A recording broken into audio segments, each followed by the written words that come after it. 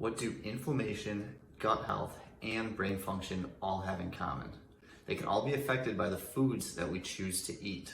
Let's be honest, there are many things that we can't control. What food that we decide to put into our body is one that we actually can control. In this video, I hope to convince you that each food decision that we make has a far greater impact than just the calories that we're intaking. And for those times where you're trying to choose between fast food and a healthy home-cooked meal, hopefully you're choosing the latter. Hi guys, my name is Dr. Daniel Ricciardi. I'm a functional medicine practitioner, pharmacist, and fitness enthusiast, and my goal is to help clients resolve SIBO and other gut-related conditions. In this weekly video, I'm going to discuss how food choices can impact a lot of things, such as our microbiome and brain, which can include thoughts, feelings, and moods. Whether we know it or not, we make countless decisions based on food every day. Each of those decisions literally creates our future bodies. Therefore, at least in my opinion, and in the opinions of many others, the choices that we choose regarding food are crucial ones. Humans and bacteria rely on each other for survival.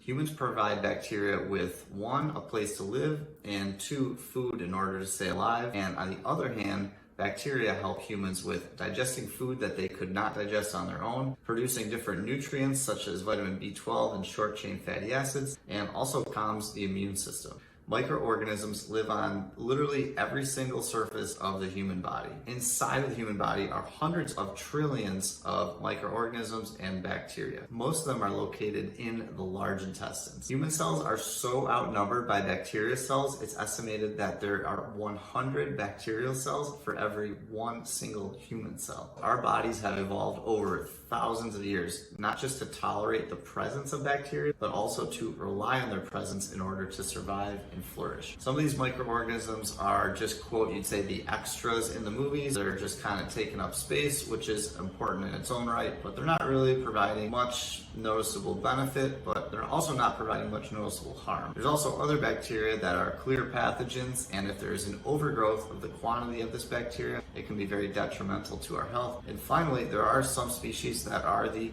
quote, good bacteria, which are providing tremendous benefits for us as humans. Next concept is our diet either feeds bacteria or it starves them. And which type you're doing which to is kind of up to you. Just as you may prefer pizza, whereas your sibling prefers burgers, these microorganisms all have their own preferences. So an individual that eats a fast food heavy, low fiber, high sugar diet is going to have a vastly different microbiome, most likely, than somebody that eats a healthy, high fiber diet that maybe has a lot of omega-3 healthy fats in it. By eating a processed substances that resemble food diet, it's actually my term that I made up, that person is feeding these bacteria exactly what they crave. And as a result, the bad bacteria will multiply and the good bacteria will unfortunately die off.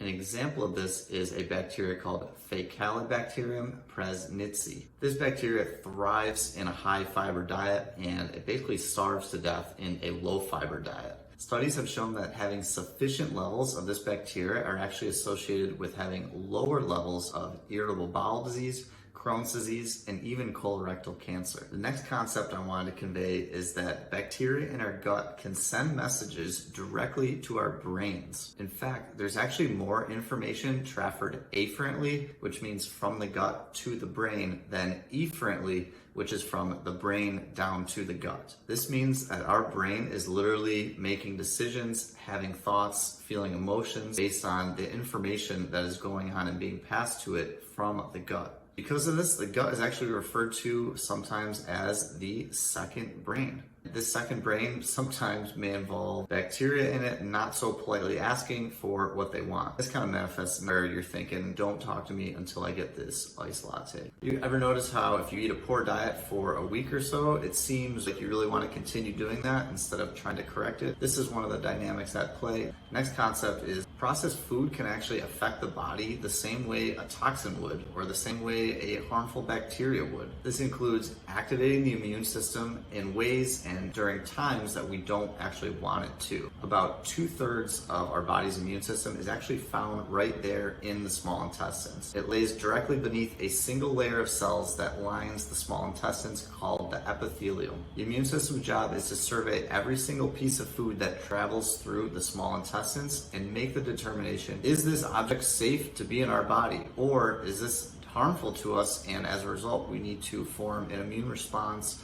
causing inflammation and react to this. This is why good, whole, one ingredient foods, which can include but are not limited to vegetables, fruits, meats, nuts, are generally well tolerated by the immune system. And the reason is our immune system has evolved over thousands of years. It has seen these foods, it knows they're food and that they are safe. And it is way less likely that red flags will be waved. Obviously, people have food sensitivities to real whole foods. I get that, but that's kind of the tip of the iceberg in terms of the foods that we're putting into our bodies. On the other hand, processed food, when it sees these, the immune system thinks, we don't know what this is, we should probably react. As a result, a warning signal goes out to the brain and what's known as inflammatory cytokines are created. These reach the brain and they can actually change the way that we think and feel. If you're unsure about what a processed food actually is or what it's not, just look at the ingredient label on the food. If there are multiple ingredients listed on the ingredient label, it probably is a processed food. So if all of this is already sounding pretty crazy, it's only gonna get weirder. Next concept is our brains are made of the actual food that we eat. It's not made of any mythological crazy substances. It's mainly made of lipids, which include omega-3 and omega-6 fatty acids. Omega-3s are known as the anti-inflammatory fats, whereas omega-6s are known as the pro-inflammatory fats, although both are actually necessary to have a healthy brain. Our body cannot create these on our own, and we have to obtain them from our diets. Amino acids are also necessary. These produce neurotransmitters, which are responsible for sending signals all throughout the body. It's just like building a house. You need brick, mortar, wood, etc. Another reason why eating these whole, natural, one ingredient foods is better is because they have these nutrients in higher quantities. Okay, so circling back to omega fats. Omega-3 and omega-6 obviously are both important, but omega-3 seems to be the only one that's ever talked about in terms of supplementation. Why is this? The reason is most Americans eat such a high amount of processed food, and these processed foods usually include vegetable oils such as soybean, peanut, sesame, sunflower, safflower oil. There's various other ones as well. These oils are all very high in omega-6 as compared to omega-3. Ideally, we want a 1-to-1 ratio of omega-6 to omega-3, but realistically, for most Americans and probably for many other countries in the world, we have a 15-to-1 ratio or even a 30-to-1 ratio. Hearing this, it's clear why omega-6 supplementation is generally never going to be a requirement or even helpful. Having this high amount of omega-6 compared to omega-3 is a major cause for inflammation, and as a result, a major cause for different kinds of chronic diseases. Some of my favorite healthy fats that have a favorable omega-3 to omega-6 ratio are fatty fish such as salmon, sardines, and also avocados. And then in terms of picking an oil that's good, some good ones that have a favorable omega-6 to omega-3 ratio include olive oil, canola oil, palm oil, avocado oil, and butter. So just as a disclaimer, correcting an imbalanced microbiome and eliminating processed foods from your diet, it's not guaranteed to work and resolve all the symptoms that you have. However, in talking about brain health, if you are somebody that struggles from a mental health condition,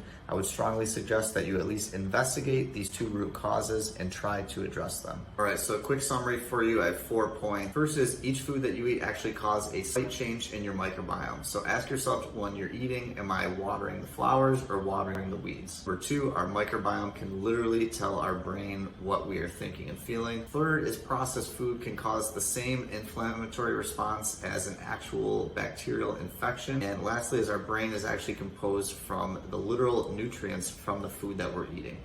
Thank you very much for watching my video. Please leave any questions or comments you have below. And if you have not already, please like and subscribe. I'll see you next Monday, 6 p.m. Central Time for the next video. Have a good day.